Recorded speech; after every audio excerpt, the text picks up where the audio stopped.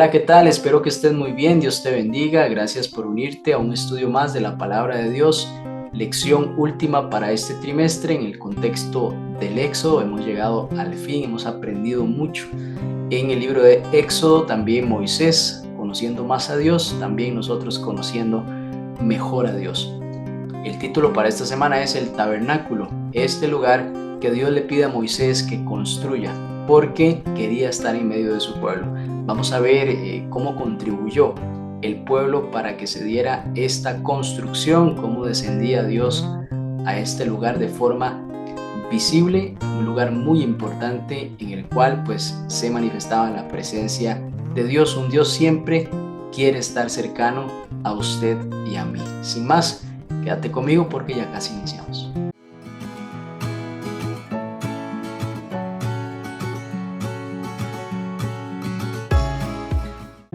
Gracias por acompañarme. Iniciemos con una oración. Muchas gracias, Dios Padre, nos has permitido venir a estudiar tu palabra una vez más. Hemos conocido mejor tu nombre, hemos estado más cerca de ti en cada estudio. Gracias, Señor, por eso, porque eso nos transforma. Pedimos que tu Santo Espíritu continúe haciendo la obra en nosotros. En Jesús lo pedimos. Amén. Muy bien, dos versículos para memorizar están en Éxodo capítulo 40, versículos 34 y 38. Dice así: entonces la nube cubrió la tienda de reunión y la gloria del Señor llenó el santuario, porque la nube del Señor estaba de día sobre el santuario y el fuego estaba de noche, a la vista de toda la casa de Israel en todas sus jornadas. Vea qué impresionante cómo la manifestación de Dios ahí en medio de su pueblo, ellos tenían la certeza de que Dios estaba con ellos día y noche. Y así pues el pueblo de Dios en el Antiguo Testamento y también nosotros hoy tenemos una tarea principal, que es buscar vivir en relación estrecha con ese Dios que quiere estar con nosotros. ¿Para qué? Bueno, adorarlo, servirlo, conocerle mejor es una constante y también representarlo correctamente entonces ante los demás. La lección nos habla del momento de la entrada del pecado en este mundo. Adán y Eva vemos cómo se escondieron en el Edén porque sí, el pecado genera temor, genera vergüenza. Básicamente el pecado busca apartarnos de Dios. Sin embargo, a pesar de que el hombre, el ser humano, corre, se esconde, tiene temor y vergüenza, Dios tiene una iniciativa, se acerca al hombre, busca restaurar esa relación que ha sido rota y al pecador le llama: ¿dónde estás? Así le preguntó Adán y Eva. Vengo a solucionar el problema, no te escondas. Entonces vemos cómo Dios dio el primer paso. No fue el hombre el que fue buscando a Dios tratando de solucionar lo que había sucedido, lo que el mismo hombre había provocado, sino que Dios se acerca y busca restaurar esa relación. Bien, aquí encontramos entonces una misión: reflejar correctamente ese carácter de Dios, un Dios que busca acercar al pecador para solucionar el problema, mostrando su amor, su justicia, compasión por los demás y no señalamientos. Cuando las personas entonces descubren que Dios es amor, que los recibe para cambiarlos, para transformarlos, para darles una mejor vida, un mejor mañana, entonces al entender esto, entregan su vida y también obedecen. Es una correspondencia de ese amor al entender el amor de Dios, porque entonces confían que Él solo busca lo mejor para quienes se acercan a Él. Y aquí encontramos entonces esta figura del santuario, este lugar, porque Dios mostró cuán cerca quiere estar Él de la humanidad, tan cerca en medio del pueblo, no allá lejano, en una montaña, como en algún momento se presentó. Quiso acercarse más aún a su pueblo, a pesar de aquel error que había cometido el pueblo. Bueno, se renovó el pacto. Es un Dios que borra las iniquidades y empieza nuevamente para darnos esa oportunidad sin reclamo, sino más bien cerca de cada uno de nosotros. Señaló también la verdad más grande de este lugar: cómo Dios salva a los que acuden a Él con fe, porque en este santuario había un plan de salvación mostrado en figuras, en símbolos que pues todos podían participar de eso, sea diariamente o sea en algún momento del año.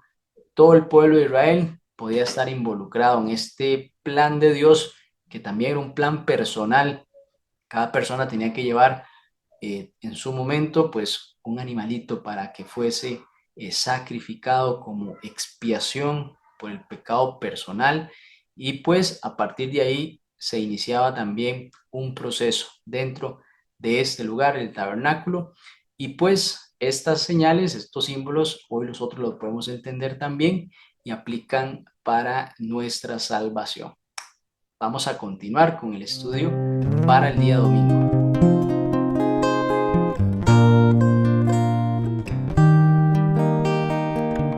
En Éxodo capítulo 35, versículo 1 al 3, Moisés le recuerda al pueblo de Dios que deben de guardar el día de reposo. Acuérdate del día de reposo para santificar, los 6 días debes de trabajar. Lo hace en la antesala de la construcción del santuario terrenal, del tabernáculo, donde Dios se iba a manifestar para estar en medio de su pueblo. Esto enfatiza que ni siquiera una obra tan santa como edificar la morada de Dios debía desplazar el reposo del séptimo día. El sábado es un tiempo apartado para reconocer que Dios es el creador y que pues desea morar con su pueblo. El mensaje del sábado es muy importante. No es simplemente un día de descanso físico. Lo podemos disfrutar también así, pero es más un señalador de quién es Dios y de sus poderosas obras, siendo Él el creador de todas las cosas, según Génesis capítulo 2, versículos 2 al 3. También Éxodo capítulo 20, versículo 8 al 11, pues dice, y en 6 días hizo Jehová Dios los cielos y la tierra. También nos recuerda que Él es el Salvador, Él es el Redentor. Deuteronomio capítulo 5, versículo 15 lo enfatiza muy bien.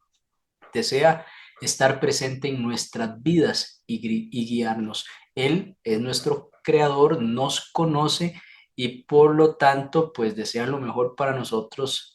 También estando nosotros en medio de un mundo de pecado, siendo nuestro redentor, nos rescata y nos muestra el camino para lograr la victoria.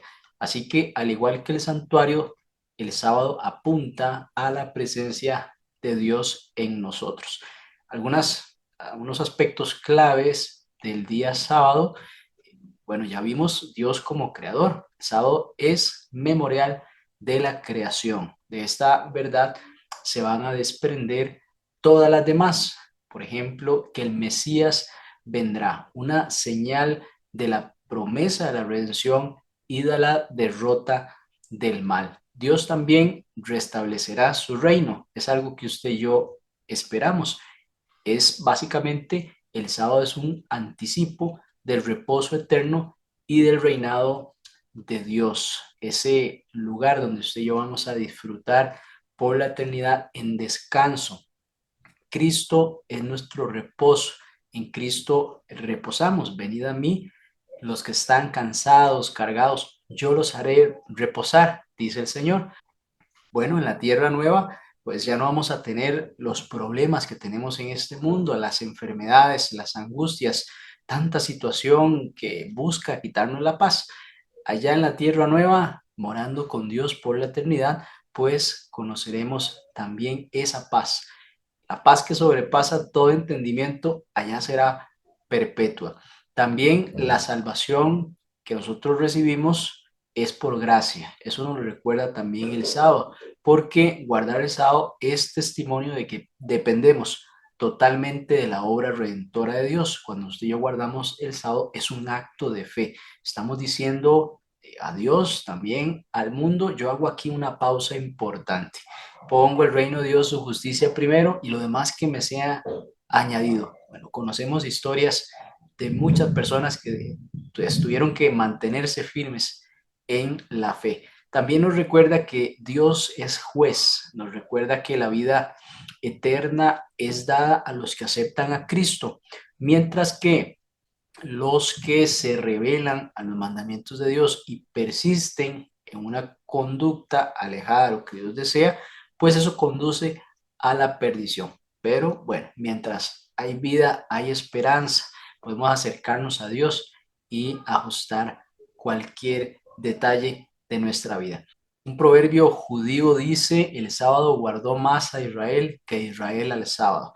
Muchas bendiciones recibió el pueblo de Dios por guardar el sábado. Ahí había un conmemorativo de ese Dios creador que no se parecía en nada a los dioses falsos, paganos.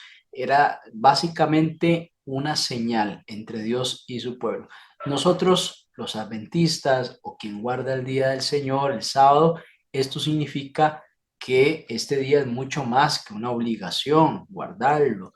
Es un regalo de gracia que preserva nuestra identidad espiritual. Es un momento también especial en el cual nosotros como iglesia vamos, familias, a la iglesia y ahí compartimos, alabamos a Dios, escuchamos la palabra de Dios, aprendemos más y pues compartimos al final del culto algún almuerzo compartido, alguna experiencia de conocer a alguien que está llegando a la iglesia, que está interesado en el mensaje de Dios, el mensaje adventista, y pues nos acerca a mostrarle a Cristo. Ahí adoramos y también comprendemos mejor nuestra misión. ¿Cuál es nuestra misión en la iglesia? No es solo un club social donde pues pasamos buenos momentos con amigos, con hermanos, la familia. Hay una misión que tiene la iglesia y nunca debe de perder ese objetivo. Nos recuerda también que somos peregrinos en un mundo, pues, en el cual no somos parte. Debemos ir a un lugar, a una tierra prometida. Vamos rumbo al reposo eterno con Cristo. Así que le invito a continuar guardando el sábado. También, pues, si no lo hace, es una buena oportunidad. Y pues, por medio de las bendiciones que obtenemos, también otros pueden conocer de esta bendición. Cuarto mandamiento de la ley de Dios.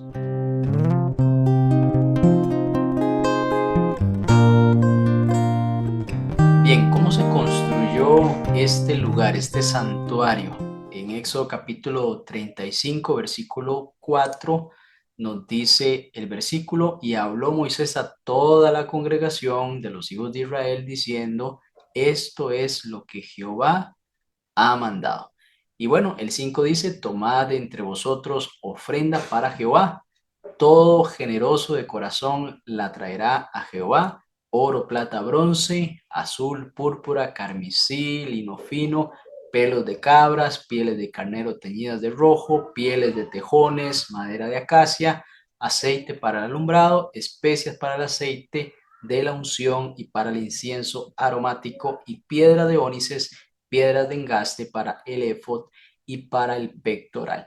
Note que Dios quiso involucrar a su pueblo en cada detalle de la construcción, de los materiales que se requerían para realizar esta importante obra. Y muy importante lo que aquí menciona el versículo 5: todo generoso de corazón la traerá a Jehová. Había una gratitud y por ende, pues esa generosidad se iba a manifestar en este pedido de parte de Dios.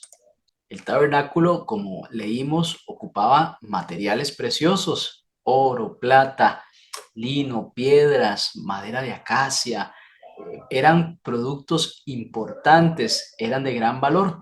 Así que desprenderse de ellos era una señal de que había algo más importante que la única posesión de eso, sino entregarlo para algo mayor. Así que el pueblo dio de corazón, con alegría, con abundancia. ¿Será que nosotros también actuamos así cuando entregamos a Dios? Con alegría, con abundancia. Importante, fue tanto lo que ofrecieron que Moisés tuvo que detener las donaciones. Ya no podemos aceptar más, es demasiado, según los versículos 5 y 7 del capítulo 36. Cuando el corazón entonces está agradecido, la ofrenda fluye de manera natural y abundante. Pidámosle a Dios que nos dé un corazón alegre, agradecido, y pues ese corazón va a querer ser generoso. Sabemos que los israelitas habían recibido grandes riquezas de Egipto. En el capítulo 12 se menciona. Mencionamos también que pues casi que fue un pago por tantos años de haber trabajado como esclavos. Bueno, grandes riquezas salieron de Egipto con el pueblo de Israel y así que, bueno, todo lo que ofrecieron, primero Dios se los había dado a ellos, era parte de lo que Dios les había entregado cuando salieron de Egipto. Bueno, recordemos que no hace mucho estudiamos cómo ellos también ofrecieron alhajas, oro y demás para construir el becerro. Qué bueno que en esta oportunidad que se ocupaba algo sí para adorar a Dios, este santuario, el pueblo pues corrigió ahora este pasado y le entregaba esto a Dios para que entonces se construyera el santuario terrenal. Muy importante mencionar, dar a Dios nunca es perder, sino devolverle de lo que Él nos ha dado a nosotros. Eso es muy importante tenerlo claro. Realmente usted y yo no somos dueños de nada, Dios es el dueño de todo. Nos ha permitido, por medio de las mismas fuerzas que nos da, la capacidad de vivir y de pensar y de salir adelante. El esfuerzo es importante, sin embargo, tenemos que reconocer que todo le pertenece a Dios y uno administra lo que el Señor nos permite que tengamos en nuestra vida. También aquí se menciona los dones y habilidades del Espíritu Santo. Hay dos personajes que resaltan acá, Besaleel y Aholiab. Ellos básicamente dice la escritura en el capítulo 35, versículo 31, fueron llenos del Espíritu de Dios. Qué bonito ser lleno del Espíritu de Dios. Una afirmación importante que hace aquí la escritura relacionada al Santo Espíritu de Dios, llenando el ser de estos dos hombres para que ellos pudiesen desarrollar todas las obras, esas habilidades artísticas que se ocupaban, sabiduría, destrezas técnicas eran necesarias. Piense usted qué es hacer los querubines en la tapa del propiciatorio, siendo eso una sola pieza. Los dos querubines, una sola pieza con la tapa. El grado de técnica, destreza, de precisión era impresionante.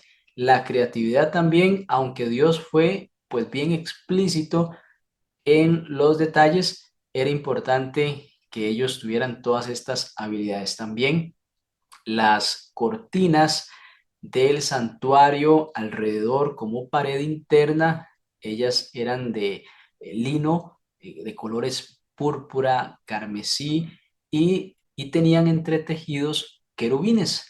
Piense usted el detalle de destreza para tejer esos ángeles en esas telas. Bueno, el Espíritu capacita para la obra de Dios en formas prácticas, en manualidades, podemos decir también, no solo en lo espiritual. Piense usted en una persona que cocina súper bien, tiene una mano pero impresionante.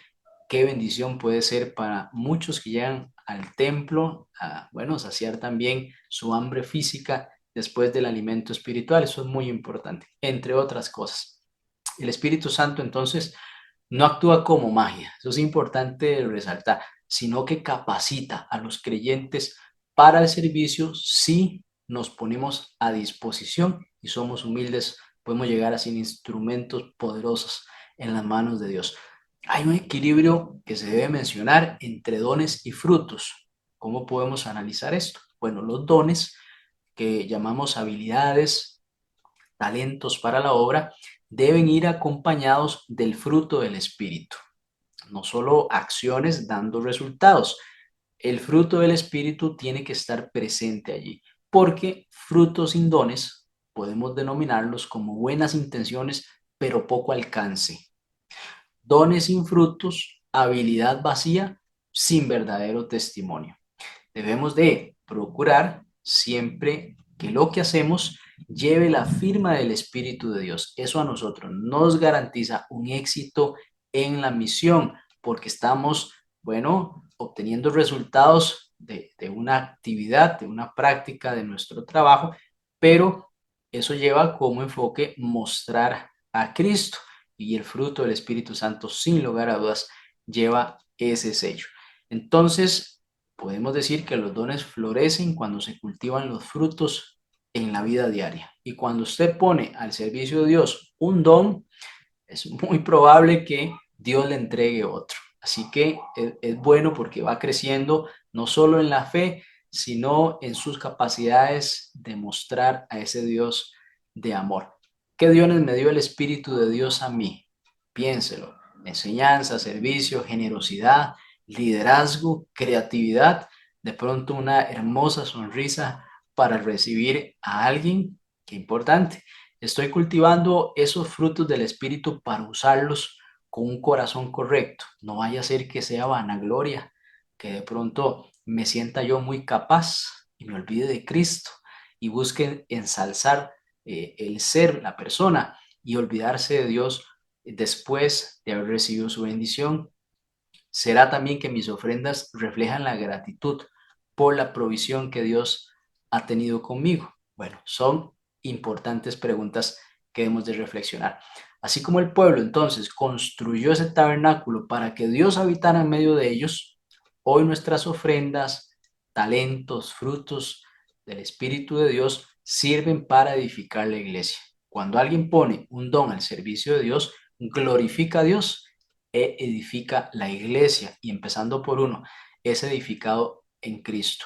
Prepara también un lugar donde la presencia de Dios pueda manifestarse en la vida de la feligresía, de la iglesia. Somos parte de ese enriquecimiento de quien necesita, como usted y como yo, conocer más de Dios. Dios nos utiliza para que alguien más le conozca a Él mejor. Y pues definitivamente salimos muy beneficiados nosotros también.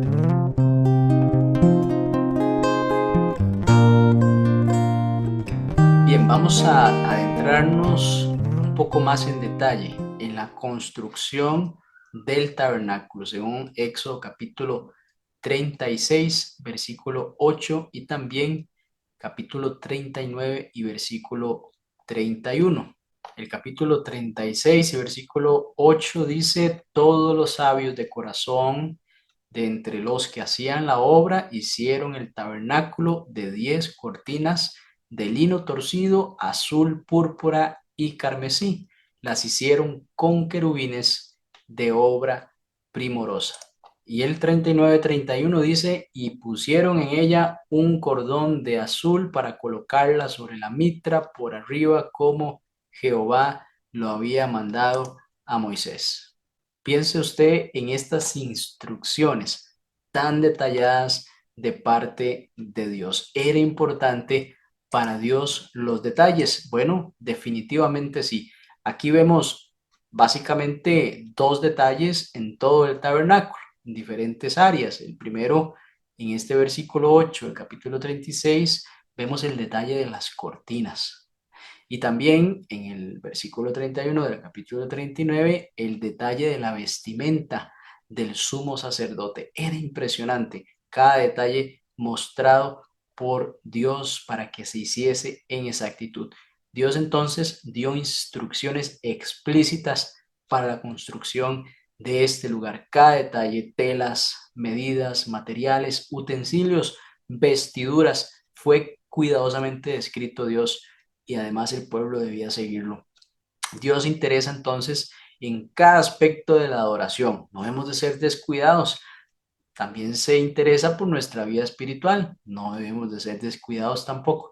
La obediencia cuidadosa entonces refleja reverencia y confianza en Él, porque Dios es de detalles. Habían partes principales en el santuario, entre muchas.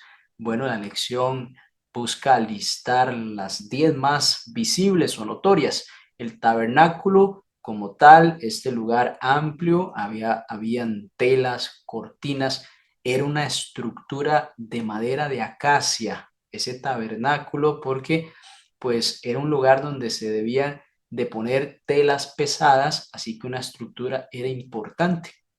También el arca del pacto.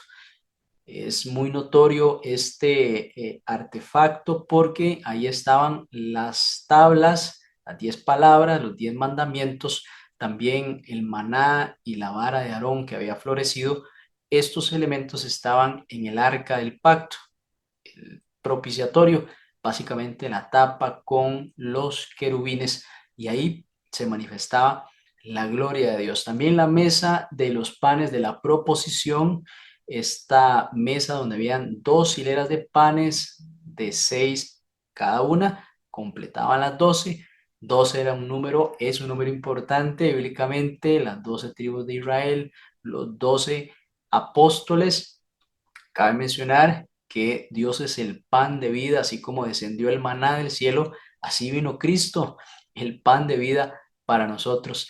Menciona también el candelabro. Este candelabro pues es muy importante porque se debía mantener la llama constante. El sacerdote debía procurar que esa llama nunca se apagara.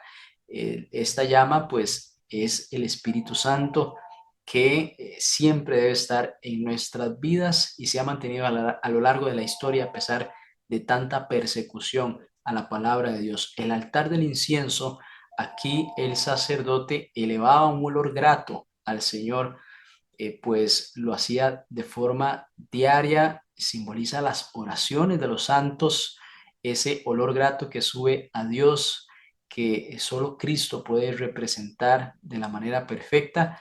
El altar del holocausto, este estaba afuera en el atrio, claro, antes de entrar al santuario o al tabernáculo propiamente, estaba el altar del holocausto. Ahí se ofrecía el sacrificio expiatorio de un animal inocente.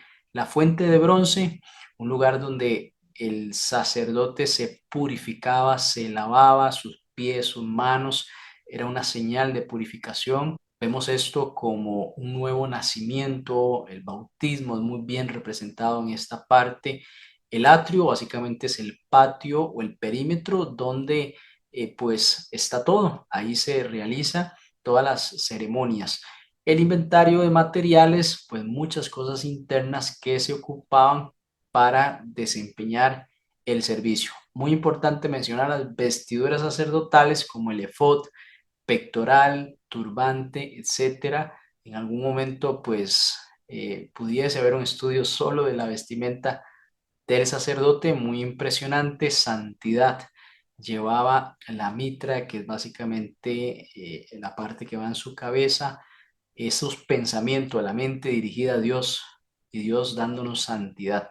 Bueno, cada objeto tenía un propósito pedagógico, apuntando al plan de salvación. Cada detalle era importante de entender para ellos también, no solo hacerlos, no solo saber que estaban, sino su significado. Ponerse a conversar, mira, ¿qué significa esto? El Espíritu de Dios mostrando el significado de esas cosas y entendiendo el plan de salvación de los que estaban allí, cómo eso iba a ser pues dado al mundo, siendo que estaban ahí en un desierto. Bueno, el tabernáculo como una lección del Evangelio es algo que debemos de considerar importante porque los servicios del santuario eran enseñanzas visuales del plan de redención. Cristo sigue ministrando por nosotros en el santuario celestial. Este tema es impresionante, es muy grande, no vamos a tener más tiempo de profundizar, pero yo estoy seguro que usted puede hacerlo y ha escuchado en detalle algunos de estos elementos. Este tabernáculo era un lugar de encuentro con Dios, definitivamente, una intención de Dios de acercarse a nosotros. Ahí el pueblo, quien deseaba acercarse, expresaba adoración, gratitud y alabanza. Y la adoración hoy sigue siendo que usted y yo sostengamos una relación íntima con el Señor. Es la mejor adoración que podemos tener para con Dios, tener una relación personal, reconocerlo a Él como soberano en nuestra vida.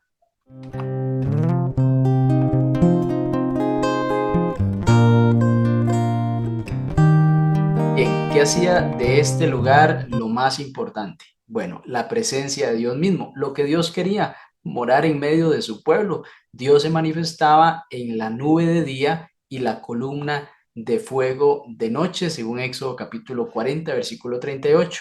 La gloria de Dios, conocida en la tradición judía como el Shekinah, llenó el tabernáculo. Este lugar que el mismo pueblo había aportado materiales y había pues, privilegiado a algunos para la construcción. Esto mostraba que el Dios Santo estaba entonces en medio de su pueblo. Había un cometido que Dios había cumplido aquí, un deseo de Dios de acercarse a los hijos de Jacob y que ellos pudiesen sentir esa presencia y también pudieran conocer el plan de salvación. Esto significaba, bueno, varios aspectos: cercanía, guía y también protección continua. ¿Qué seguridad tenía este pueblo de que Dios estaba con ellos, cierto? Bueno, la presencia de Dios no era abstracta, no era imaginativa en este caso, sino tangible, real y constante. Era muy importante para Dios manifestarse a su pueblo de esta manera. También vemos cómo hay una dedicación del tabernáculo. Moisés erigió este lugar, este tabernáculo, en el primer mes del segundo año, según Éxodo capítulo 40, versículo 2 y versículo 17. Ungió y consagró, apartó cada parte: el lugar santísimo, el lugar santo y el atrio. Tres lugares muy importantes. Aarón y sus hijos fueron también consagrados al sacerdocio. Recuerde que a partir de ellos está la línea de los levitas, los pues hombres exclusivos en el pueblo de Dios para ejercer ceremonias espirituales. Eso era exclusivo de Aarón y sus descendientes. Con este acto se inauguraron los servicios del santuario. Este tabernáculo no era un proyecto humano, sino parte del plan divino. Podemos decir que en continuidad con la creación, con la esperanza del santuario eterno.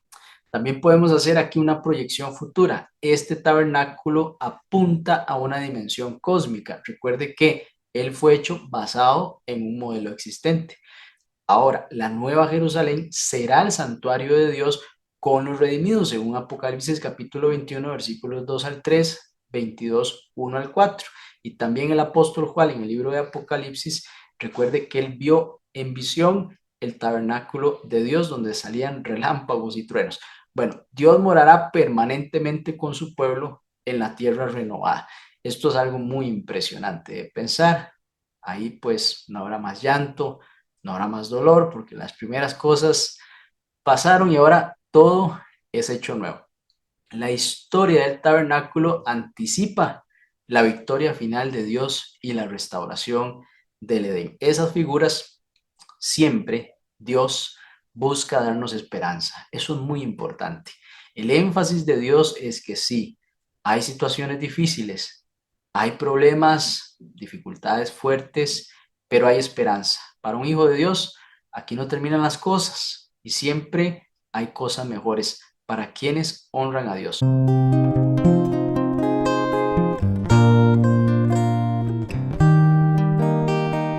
¿Qué nos enseña Juan capítulo 1 versículo 14? Y el verbo se hizo carne y habitó entre nosotros. Aquí la palabra habitó significa literalmente tabernaculizó. Primera vez que escucho esta palabra.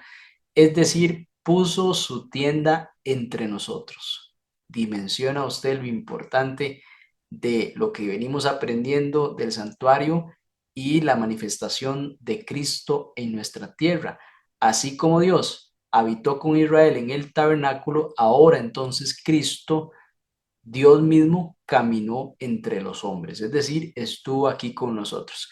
Jesús, hoy podemos decir, así lo entendemos, así lo aceptamos, es la máxima revelación de la presencia divina. Emanuel, ¿qué quiere decir Dios con nosotros? Según Mateo capítulo 1 y versículo 23. El privilegio de los seres humanos es haber tenido aquí con nosotros a Dios mismo, al creador de todas las cosas, y con una misión impresionante: rescatar a su creación. Jesús, recuerde, en Mateo 18:20 dice: estaré con ustedes hasta el fin del tiempo, estaré con ustedes siempre. Y lo prometió, prometió que iba a estar con su pueblo. Así como Dios quiso estar en medio de su pueblo, eso es una constante de parte del cielo. Siempre Dios no va a abandonar a su pueblo y mediante el Espíritu Santo su presencia no está limitada a un lugar físico, sino que es universal y personal. Cristo entonces nos invita: yo estoy a la puerta y llamo. Si alguno oye mi voz y abre la puerta, entonces yo entraré, cenaré con él y él conmigo. ¿Se da cuenta de ese momento especial? Esa cena especial graficada ahí en Apocalipsis capítulo 3 versículo 20. Habla del corazón de la persona, habla de conocer de parte de nosotros mejor a Dios, porque Dios ya nos conoce. Le vamos a dar esa oportunidad de conocerle mejor. Bueno, ahí está Cristo tocando a la puerta. Esa comunión con Cristo no es solo un hecho histórico, no lo deja allí en la historia, sino una experiencia actual viva. Haga la suya, acérquese a Cristo, permite que Él entre a tu vida, a tu corazón y lo transforme solo con su presencia. La historia de la salvación aquí culmina en la restauración completa de la comunión entre Dios y la humanidad. Eso que se quebró en algún momento con la entrada del intruso, del pecado, aquí se restaura por completo y esa misión de Dios con nosotros se cumple. Perseverar hasta el fin definitivamente. ¿Cómo se puede resistir en vista de esta promesa? Bueno, mirando a Cristo, el autor y consumador de nuestra fe, ¿cierto? Y el intercesor en el santuario celestial. La encarnación de Dios en esta tierra, el Verbo cuando se hizo carne, fue el inicio del cumplimiento de la promesa divina. Dios con nosotros. La nueva Jerusalén será el cumplimiento pleno y eterno. Hoy entonces la pregunta que podemos hacernos es: ¿le abriremos la puerta de nuestro corazón para que habite con nosotros cada día? Así, desde el tabernáculo en el desierto hasta la encarnación de Cristo, Dios ha mostrado su anhelo de estar cerca de la humanidad, de estar cerca de usted, de estar cerca de mí. Hoy su Espíritu habita en quienes le reciben y la promesa final es que un día viviremos con Él para siempre en la Nueva Jerusalén. Esta certeza nos da fuerzas para resistir, esperanza para seguir y paz para confiar. El Dios que mora con nosotros nunca nos dejará. Vamos a orar para finalizar. Muchas gracias, Señor, porque entendemos mejor tu anhelo de estar cerca de nosotros. Ayúdanos, Padre, a dimensionar y a poder entregar nuestra vida a tu servicio, nuestro corazón para ser moldeado, entendiendo siempre, Señor, que has querido lo mejor para nosotros. Perdónanos si nos hemos alejado. Sabemos que siempre has buscado estar cerca de nosotros. Agradecemos, Dios, que siempre has buscado restaurar la relación con nosotros. Y por medio de Cristo podemos, Señor, recibir esa hermosa bendición de estar contigo. En el nombre de Jesús lo pedimos. Amén. Bien, gracias por acompañarme. Nos vemos la próxima semana, si el Señor así lo permite.